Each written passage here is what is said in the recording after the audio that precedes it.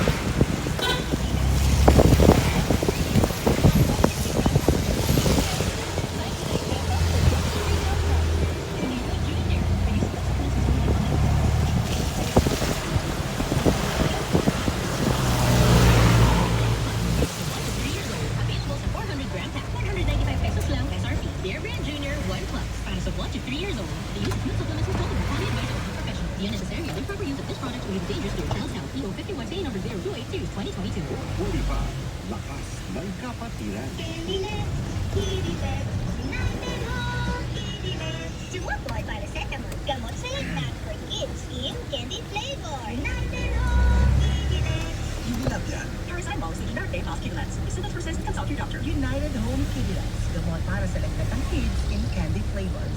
Are you a baker at heart? Do you enjoy making holiday treats, cakes, and pastries for your loved ones? Are you aiming to earn a little extra with your baking talents? Allow CNAAA to help you. To all the bakers at heart, would like you to visit the second floor for our baking items like cake boxes, cake boards, cupcake liners, chocolate chips, sprinkles, and various baking utensils. Share something special and release the baker in you. See you at the second floor of CNAAA Supermarket. Craving for a real and authentic milk tea? Frosty Cup is the right choice. Frosty Cup uses only the highest quality ingredients. Frosty Cup, a great place to chill with your family and friends. So the next time you crave for milk tea or even coffee and frappe, think of Frosty Cup in front of 7-Eleven, Reminder Road, Baguio City. Frosty Cup, they also delivers. Skyrise Hotel, a hotel and restaurant in Baguio City is your home away from home. It caters to all occasions like baptism, wedding receptions, booze and family get-togethers. Skyrise Hotel, a hotel and restaurant have conferences and banquet halls for meetings and conferences, convention halls that can accommodate up to 1,000 people. They are located at the foot of Lourdes Grotto. Give them a call at 445-6834. Skyrise Hotel, a hotel and restaurant in Baguio City. Iyawan ko man na masina. Atay, ang mga nomato yung mga tibahan. Ang mga masina. Nagkata pa yung mga tinitiyo. Siya ito pinagkuna na nga tibipig. Normal ang tibipig tapos ang maum. Diretso, kaya inyo na mission panyawan ng karlek. Iso nga, balik nagpayan, ang bibig sa pibagay. Kastaya tay, may bagagarod. Tay tama, hindi naman. So, kitaan niyo, niya kakasaksakin. Iso ka sa pula, niya dumadang tayo piado. Asyag panyawan ng karlek. Nag-uri kayo tayo. Sa din yung ala-alaan, nagiti hindi naman nyo asin panyawan ng karlek. Siya din yung paigay, hindi di ay kwartaw. San panyawan ng karlek. Magkakamal, talaga ni Sumio ang putika, di kalidad, ang produkto, ni San Pharma.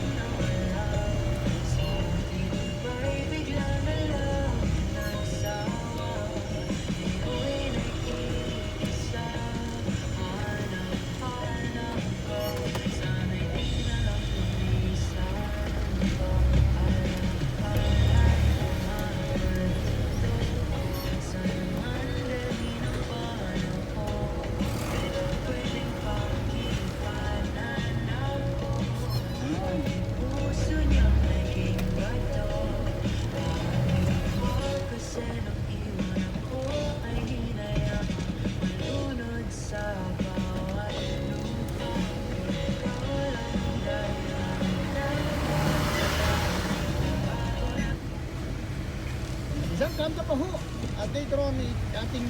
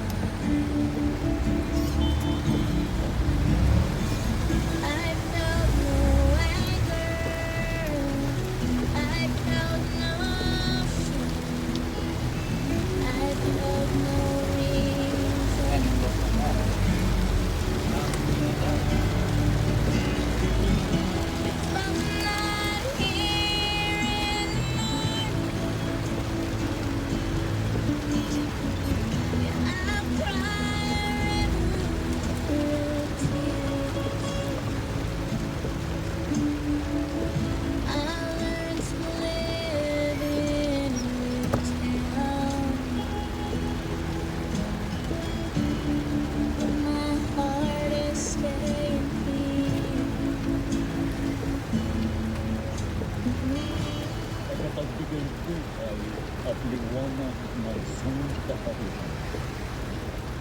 Salamat po sa iyong pagtangkilik at paggabay sa bansang Pilipinas.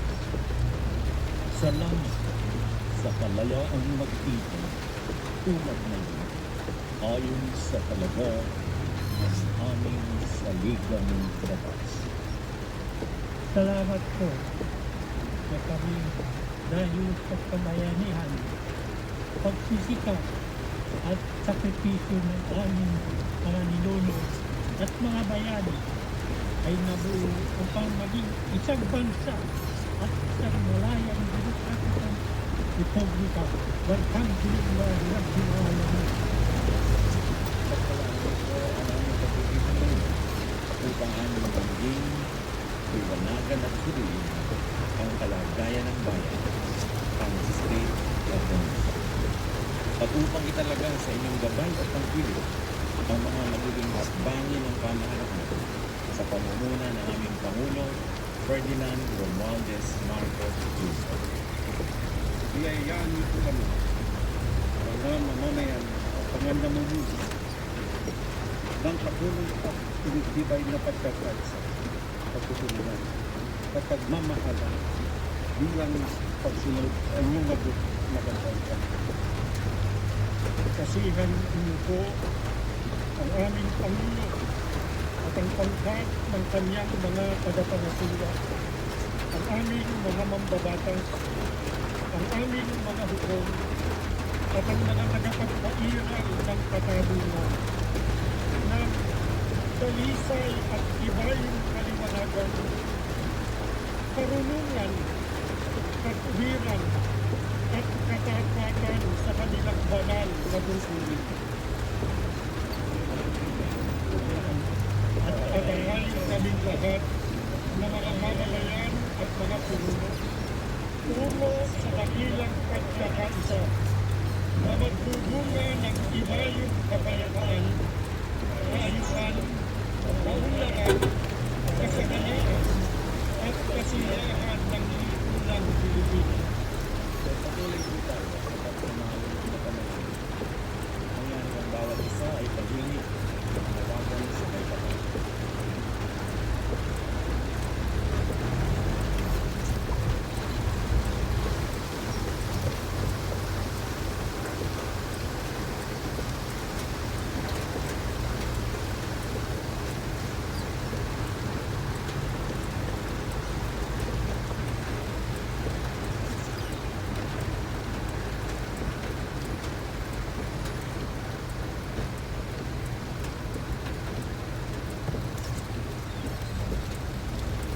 Ladies and gentlemen, honorable members of the Congress of the Philippines, His Excellency Ferdinand Romualdez Marcos Jr., President of the Republic of the Philippines.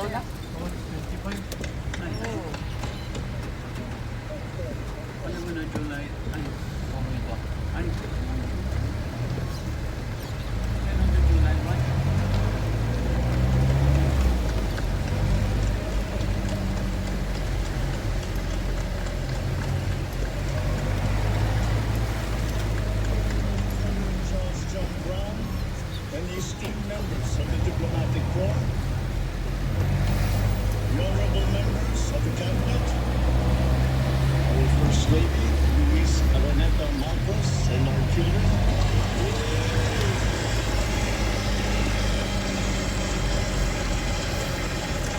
distinguished guests, ang mga minamahal kong mga kababayan, ladies and gentlemen, magandang hapon po sa inyong lahat.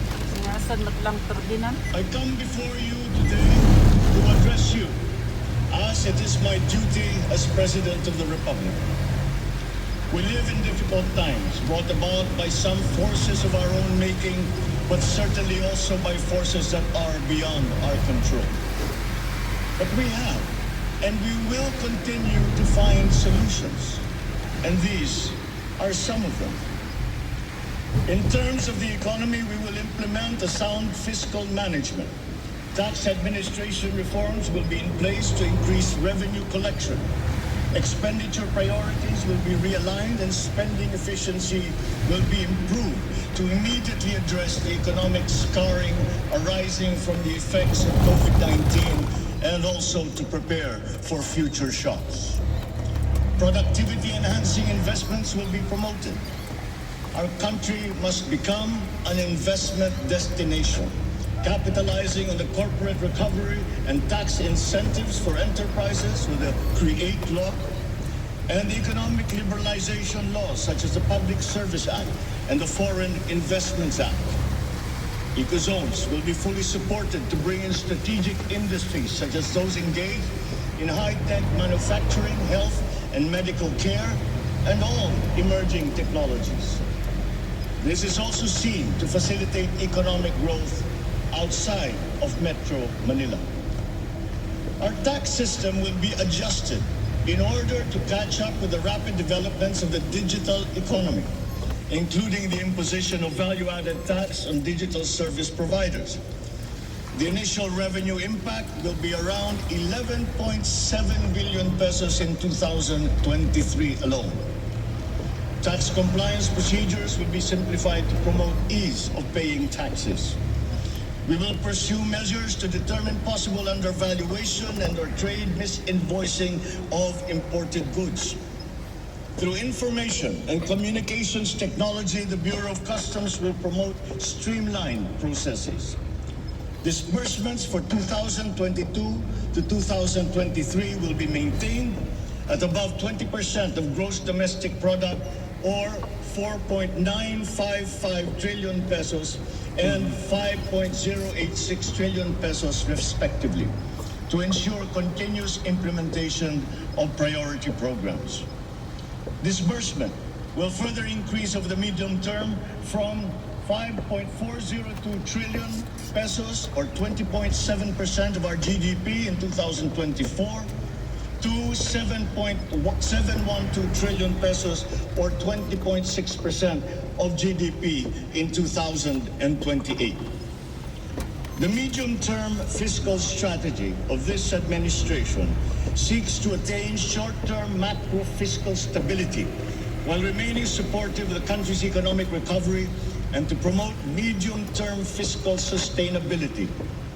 Furthermore, and more importantly, fiscal policy aims to bring together the national government's resources so that these are mobilized and utilized in order to gain the maximum benefit and the high multiplier effects for our economy. Measurable medium-term macroeconomic and fiscal objectives include the following headline numbers. These are based on forecasts that are consistent with the guiding principles of coherence of strategies, policy discipline, and fiscal sustainability. 6.5 to 7.5% real gross domestic product growth in 2022. 6.5 to 8% real GDP growth annually between 2023 and 2028. 9% or single-digit poverty rate by 2028. 3% national government deficit to GDP ratio by 2028. Less than 60% national government debt to GDP ratio by 2025. At least 4,256 US dollar income per capita and the attainment of upper middle income status by 2024. The aforementioned headline goals summarize the objectives of this medium-term fiscal strategy being submitted to Congress for its adoption and concurrence to the concurrent resolution by the Senate and House of Representatives. Once adopted, the MTFF will become an anchor for the annual spending and financing plan of the national government and Congress when preparing the annual budget and undertaking related appropriation activities. It is therefore a forward-looking document that extends beyond the traditional 3-year horizon to reach 6 years, coinciding with the 6-year coverage of the Philippine Development Plan 2023 to 2028. The MTFF also promotes transparency and credible commitment to pursue the indicated social macroeconomic